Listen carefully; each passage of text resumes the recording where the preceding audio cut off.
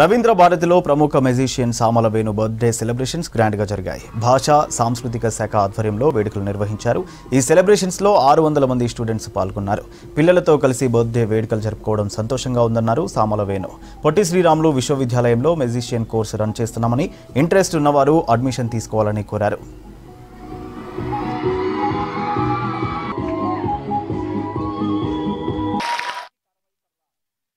గత 40 సంవత్సరాల నుంచి నేను ఈ మ్యాజిక్ రంగంలో ఉన్నాను. పుట్టినరోజు సందర్భంలో అందరు రకరకాలుగా సెలబ్రేషన్ చేసుకుంటుంటారు.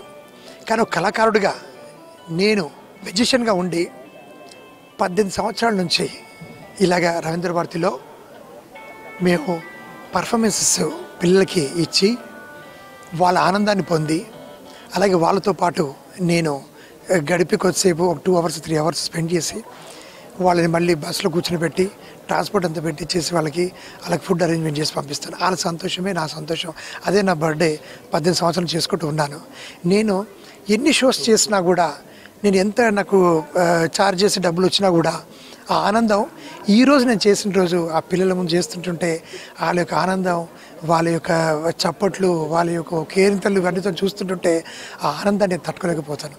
సో అలాంటి శక్తిని నాకు వీళ్ళందరూ కలిగిస్తుంటారు.